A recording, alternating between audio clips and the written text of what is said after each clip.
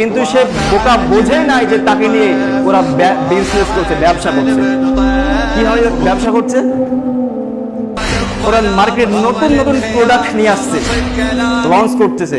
IPad বলেন, laptop বলেন, পোশাক বলেন, মোবাইল বলেন, এভরিথিং যা কিছু আছে, ওরা নতুন নতুন মানে মার্কেটে তাদের প্রোডাক্ট পণ্য লঞ্চ করতেছে। আর যুবকদেরকে বোঝানো হচ্ছে এটা না হলে তো তোমাকে তো মানুষ বাহবা দেবে না, তোমাকে তাহলে একটা সেই একটা ভাব তোমার কাছে তৈরি হবে না। এরকম একটা বুঝ দিয়ে আপনার কাছ থেকে ওরা বিজনেস করছে।